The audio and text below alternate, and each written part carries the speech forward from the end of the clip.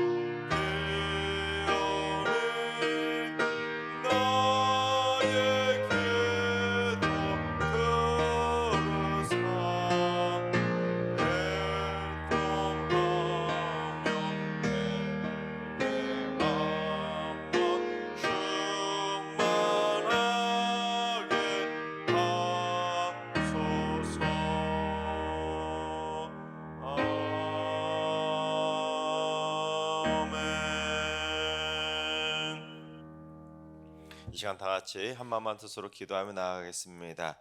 오늘 기도하시는 주님, 한국 사회가 아이를 키우기 힘든 사회가 되어감으로 말미암아 점점 출산율이 심각히 저하되어 인구 절벽이 우려되고 있습니다. 하나님, 지혜롭고 합리적인 출산 정책들이 나올 수 있도록 인도해 주시고 자녀들이 살기 좋은 나라가 먼저 될 수 있도록 이 나라의 모든 정책들이 하나님 은혜 가운데 모든 국민들이 남녀노소 잘 살 수 있는 나라로 만들어갈 수 있는 복된 유정자들 되게 하여 주옵소서.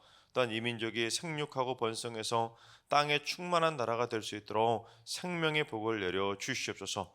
저출산 문제 해결을 위해서 기도하시 바랍니다. 두 번째는 주님, 우리 승리교회에 성령의 기름 부으심이 날마다 흘러 넘치게 하여 주옵소서. 말씀이 선포될 때마다 성도들의 심령 가운데 성령의 담배를 촉촉히 내려주시고 찬양할 때마다 성령의 충만함으로 임재해 주셔서 뜨거운 찬양 올려드릴 수 있도록 인도해 주시고 기도할 때마다 성령의 불길이 활활 타오르게 하여 주옵소서. 모든 교역자와 당회원과 지직들이 먼저 성령 충만한 삶을 살아가게 해주시고 성령의 뜨거운 불길이 온 교회 안에 활활 타오르게 하여 주옵소서. 성령 충만한 승리교를 위해서 기도해 주시 바랍니다. 세 번째는 주님, 우리 승리교회 성도들이 부정적인 나쁜 말로 자신의 입술을 더럽히지 않게 하시고 함부로 비난하고 정죄하고 욕하는 악한 말로 하나님의 성전인 자신의 영혼을 더럽히지 않게 하여 주옵소서. 신성한 성품과 아름답고 품격 있는 성숙한 그리스도의 성도들이 다 되게 하여 주옵소서. 성숙한 그리스도인의 삶을 위해 기도해 주시기 바랍니다. 이 시간 세 가지 기도 제목과 오늘 예배와 오늘 하루의 삶을 위해 다 같이 합심으로 기도하며 나아가시겠습니다. 다 같이 기도합니다.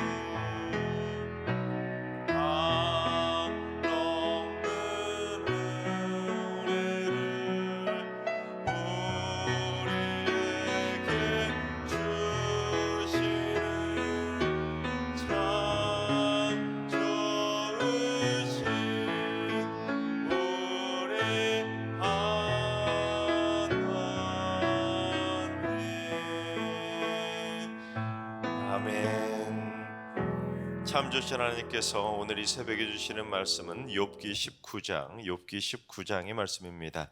다 같이 드라마 바이블로 봉독하겠습니다. 제 19장.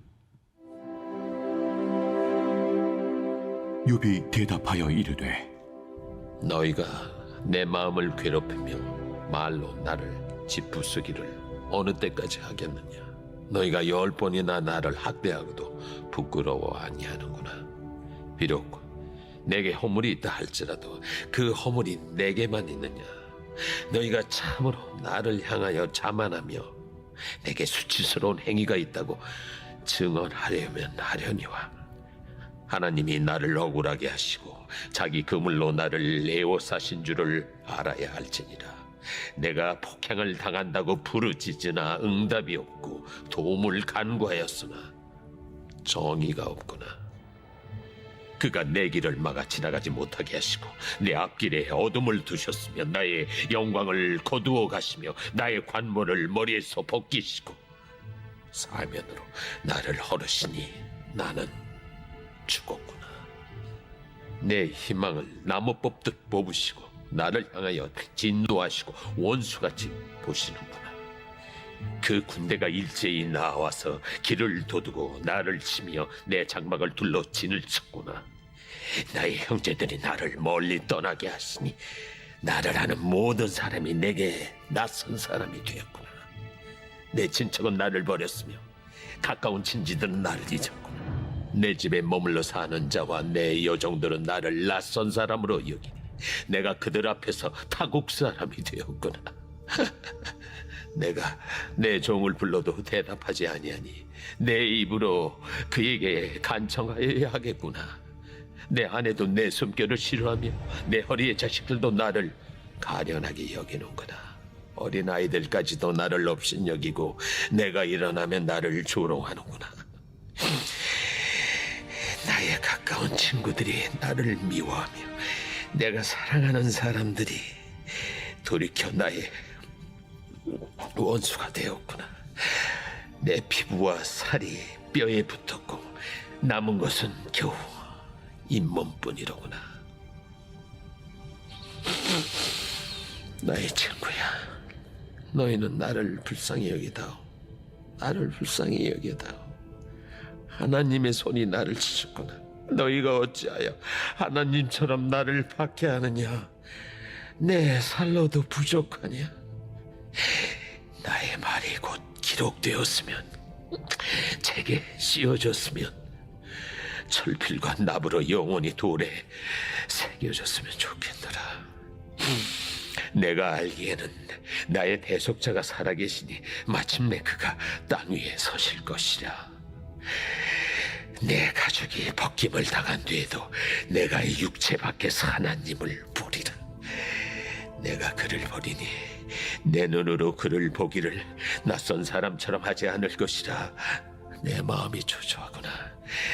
너희가 만일 이르기를 우리가 그를 어떻게 칠까 하며 또 이르기를 이래 불의가 그에게 있다 할진대 너희는 칼을 두려워할지니라. 분노는 칼의 형벌을 부르나니 너희가 심판장이 있는 줄을 알게 되리라. 아멘. 할렐루야. 하나님께서 오늘도 새날을 선물로 주셨습니다. 오늘 하루도 주님과 동행하면서 믿음으로 담대하게 승리하는 행복한 하루가 되시기를 주님의 이름으로 축원합니다.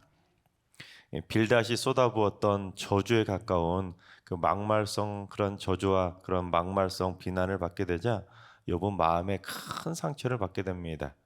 그래서 오늘 말씀에는 이 만신창이가 된 욥의 마음을 여과 없이 드러내는 이 감정적인 표현들이 자주 나오는 것을 보게 됩니다. 조금 전 우리가 드라마 바이블로 성우가 낭독하는 성경을 들으셨는데 어떻습니까? 성우도 참 리얼하게 이렇게 감정적인 그 아픔을 토로하고 있지 않습니까? 첫 마디부터 너희가 내 마음을 괴롭히고 말로 나를 짓부수기를 언제까지 할 거냐면서 너희가 10번이나 나를 학대하고도 어떻게 부끄러워하지 않을 수가 있냐고 그 상처 입은 마음을 첫 마디부터 그렇게 표현하고 있는 것입니다. 여기서 10번이라는 표현은 진짜로 10번 딱 정확하게 10번을 친구들이 자기를 학대했다기보다는 이 완전수를 표현하는 것으로 친구들이 철저하게 자기를 학대해서 자기 마음이 이제 완전히 무너졌다는 것을 표현하고 있는 것입니다.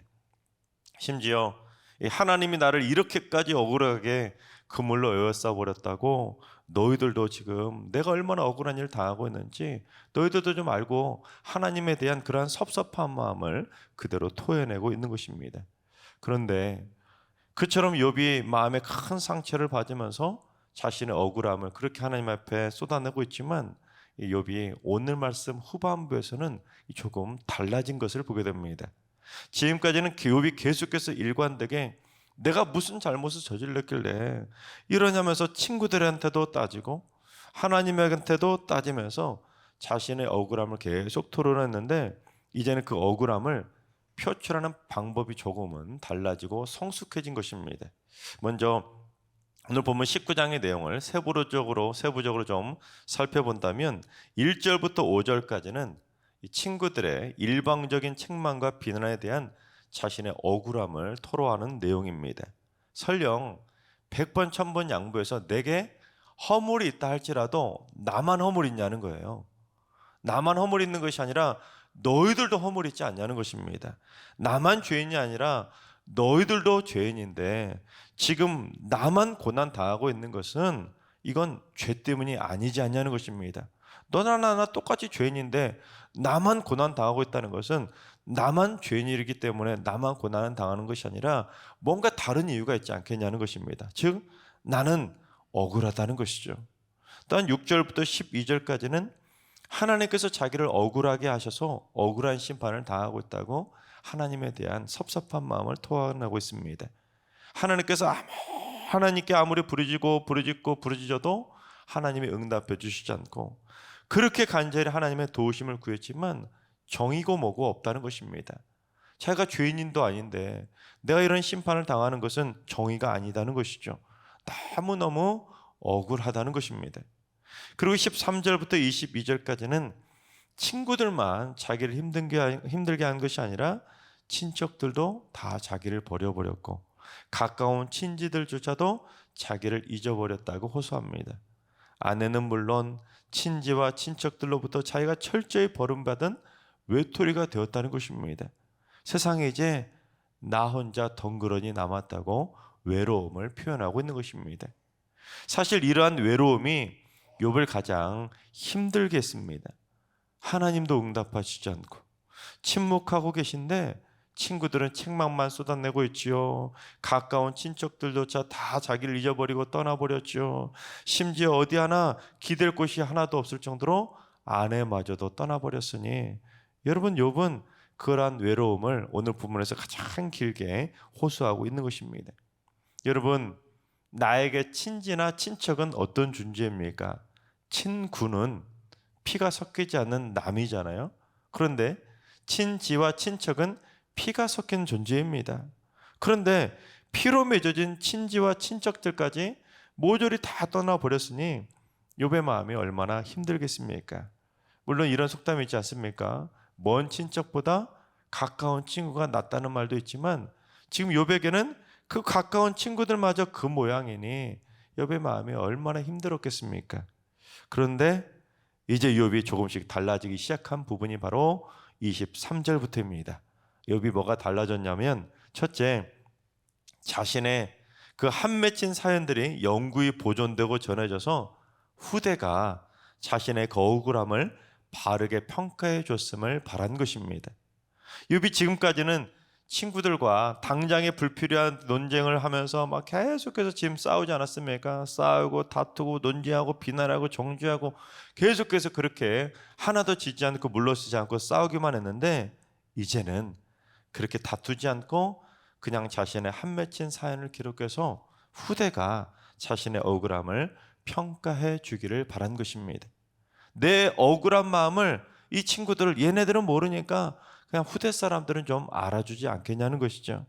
지금 당장 힘든 상황에서 그러한 불필요한 싸움을 피하고 싶은 마음이 들기 시작한 것입니다. 이 싸움에 지치다 보니까 이제 욥이 친구들하고는 이제 더 이상 할 말이 없고 이제 후대 사람들이 좀 나의 억울함을 풀어줬으면 좋겠다고 후대의 평가를 넘긴 것입니다. 여러분 고대에는 왕의 중요한 업적이나 사건들이 있었을 때는 이 철피를 가지고 돌판에 쫙 새긴 다음에 세월의 풍파에 그 흔적들이 지워지는 것을 방지하기 위해서 새긴 그곳에다 납을 부어가지고 그걸 영구히 보존했다고 합니다. 그러니까 지금 욥은 친구들과의 오래된 논쟁에 지칠 대로 지친 것입니다. 이제 그만 논쟁을 버리고 자신의 말을 기록한 다음에 자신의 억울함을 후대 사람들이 좀 풀어줬으면 좋겠다고 후대의 평가를 넘긴 것입니다. 욥이 그 자신의 의로움과 억울함을 멈추지 않았던 것은 문제이지만 그나마 더 이상 친구들과 불필요한 논쟁을 그만 피하고 후대에게 평가를 넘긴 것은 그나마 잘한 것입니다. 왜냐하면 여러분 지금 욥이 아무리 날밤 새가면서 몇 날 며칠 아니면 1년 360일 내내 앞으로도 계속 더 다투고 싸운다 하더라도 답을 얻을 수 있을까요? 친구들과 의견의 일치를 볼 수 있을까요? 절대로 똑같은 사람들끼리 싸우면 절대로 달라지는 것 없고 서로 막말만 더 심해지고 상처만 더 심해질 뿐입니다. 그래서 욥처럼 그렇게 싸움의 시간이 길어지면 길어질수록 더 오래 싸우려고 할 것이 아니라 차라리 불필요한 논쟁 멈추고 후대 사람들에게 평가를 넘기는 것도 좋은 방법 중에 하나인 것입니다. 물론 억울하겠지요. 물론 속상하겠지요. 물론 상처받은 마음을 회복하기 힘들겠지요. 하지만 억울하다고 말이 안 통하는 사람들하고 계속해서 싸우다 보면 억울함과 분노만 더 커지고 상처는 더 골마져 갈 수밖에 없는 것입니다. 그럴 때는 맨날 며칠 계속 싸우고 억울하다고 그 속상한 마음 끌어안고 살기보다는 그냥 멈추고 후대 사람들이 평가해 주기를 바라고 넘기는 것이 훨씬 더 성숙한 자세인 것입니다. 둘째, 후일에는 대속자가 자신의 억울함을 풀어주실 거라는 믿음의 확신을 보인 것입니다. 우리 25절을 본독해 보겠습니다. 내가 알기에는 나의 대속자가 살아계시니 마침내 그가 땅 위에 서실 것이라. 욥이 그동안은 이 친구들의 비난과 공격에 대해서 자신의 억울함을 스스로 변호했습니다. 남은 가족도 없고 친지와 친척들까지 자기를 잊어버리고 다 떠나버리는 와중에 어디 하소연할 데도 없고 믿어줄 사람도 없고 자신의 그 답답한 마음을 쏟아낼 곳은 아무 데도 없고 오직 자기 자신밖에는 남지 않은 것입니다. 그렇다고 해서 욥이 자신의 억울함을 풀어달라고 자신의 억울함을 대변해 줄 수 있는 무슨 변호사를 고용한 것도 아니었습니다. 그래서 이제 욥이 믿을 것은 하나님 한 분밖에 남지 않았다는 것을 이제 드디어 깨닫고 고백하는 것입니다. 자신의 억울함을 풀어줄 대속자가 분명히 살아계심을 내가 믿기 때문에 이제 대속자이신 하나님께서 언젠가는 마침내 이 땅 위에 서서 이제 자신의 억울함을 풀어주실 거라고 믿은 것입니다. 하나님이 지금은 침묵하고 계시지만 언젠가는 결국 나타나셔서 자신의 그 억울함을 풀어주실 분이라는 것을 믿음으로 고백한 것입니다. 이제 믿을 건 하나님밖에 없다는 것이죠. 여기서 하나 짚고 넘어가야 될 것은 욥은 분명히 죄 때문에 고난 당하고 있는 것이 아니라 사탄의 시험 때문에 고난을 당하고 있습니다. 그런데도 욥이 지금까지는 자신의 억울함을 끝끝내 친구들과 싸우면서 자기가 직접 풀려고 했고 자신의 의로움을 주장하면서 입술로 죄를 지어왔습니다. 하지만 이제는 달라지겠다는 것이죠. 내 억울함은 내가 풀지 않고 하나님께서 마침내 풀어주실 거라는 믿음의 확신을 갖고 나아가기 시작한 것입니다. 그러니까 조금 전에는 자신의 한 맺힌 억울함을 후대가 평가해 주기를 바라면서 그 억울함을 철필로 새기기를 바랐지만 이제는 조금 더 성숙해져서 인간의 평가가 아니라 대속자이신 하나님의 평가를 바라면서 점점 성숙한 신앙의 모습으로 발전하게 된 것입니다. 그렇습니다, 여러분. 우리는 이 세상에 살아가면서 억울한 일 당하지 않고 살아갈 수 없습니다. 그렇죠? 여러분 지금까지 살아오면서 한번 지나온 과거를 한번 생각해 보세요. 억울한 일 없이 살아온 사람이 누가 있습니까? 사람은 누구나 이 세상을 살아가면서 억울한 일 수없이 많이 겪으며 살아갈 수밖에 없습니다.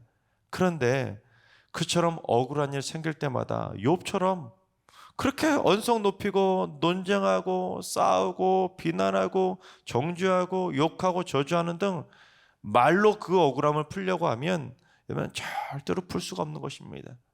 욥도 억울하다고 4장부터 37장까지 무려 34장에 걸쳐서 그렇게 계속 몇 날 며칠 싸웠는데 달라졌습니까? 하나도 달라진 건 없습니다. 계속 상처만 있고 속상하게만 할 뿐 말로는 절대로 풀 수가 없는 것입니다.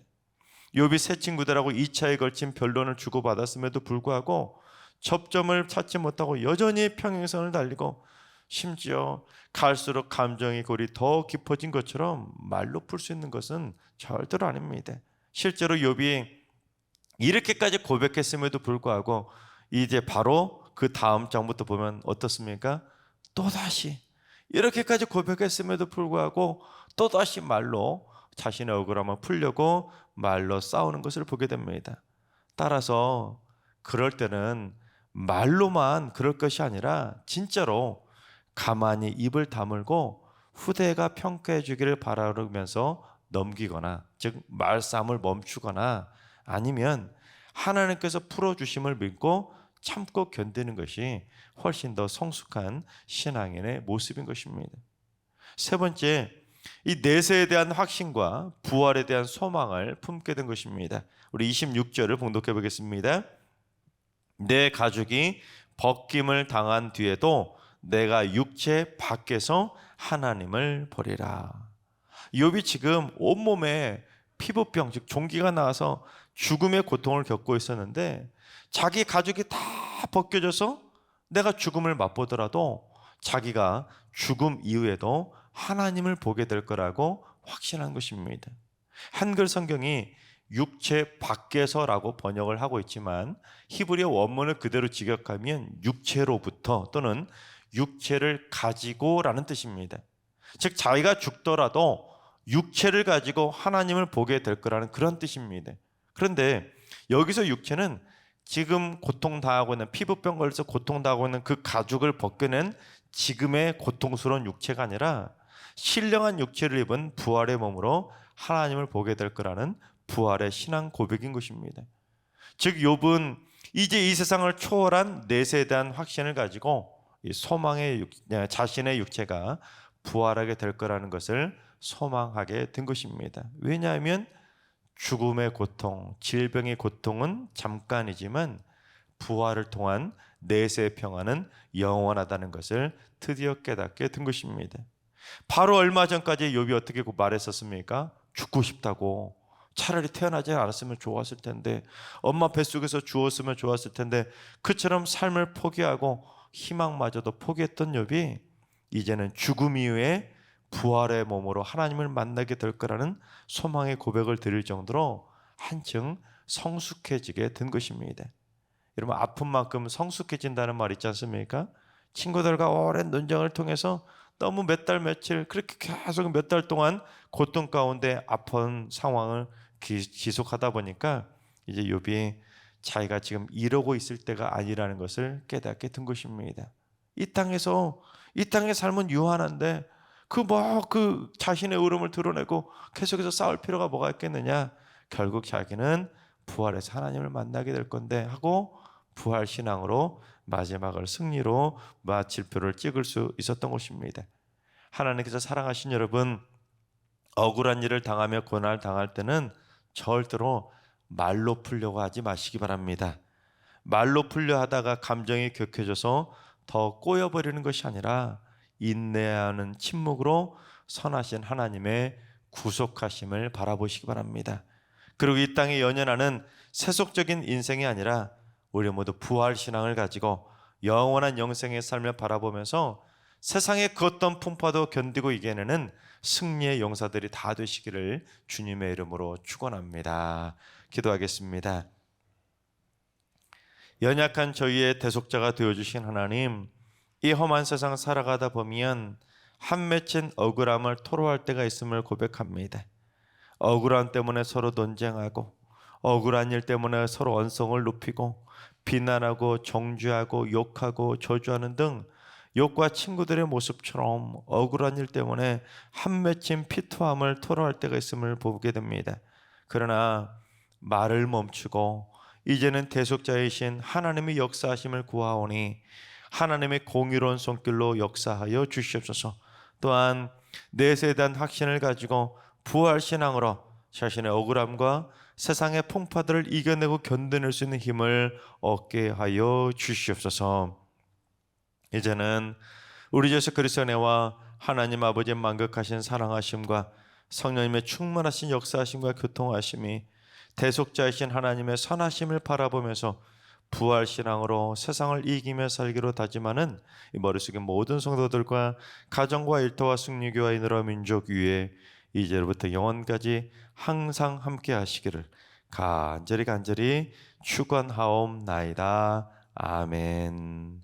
이제 주신 말씀 붙들고 기도하실 때 오늘은 주님, 우리 승리교회 성도들이 삶의 매 순간순간마다 하나님의 대속하심과 구원의 손길을 의지하며 살게 하여 주옵소서. 불필요한 말싸움과 마찰과 논쟁들은 다 피하게 해주시고 말싸움 때문에 더 상처받는 것이 아니라 부활신앙으로 담대하게 세상을 이기며 살아갈 수 있도록 성숙한 입술, 성숙한 마음을 갖게 하여 주옵소서. 환우들과 일러신 어르신들과 사랑하는 전수들 모두 일평생 억울한 일을 당하지 않도록 붙들어 주시고 억울하고 답답할 때 주님께서 친히 해결하여 주시옵소서. 새벽제단 쌓는 분들이 새벽마다 기도를 통해 상한 심령을 어루만져 주시고 슬픔 당한 영혼들은 위로하여 주시며 병든 육신들은 치료하여 주셔서 새벽제단 쌓는 이 발걸음이 하나님을 만나는 축복의 발걸음 되게 하여 주시옵소서. 오늘도 모든 성도들이 부활신앙으로 승리하는 축복의 날 되게 하여 주시옵소서. 이러한 기도 제목과 여러분이 가지고 나온 기도 제목들을 가지고 충분히 기도하며 나아가시겠습니다. 다 같이 기도합니다.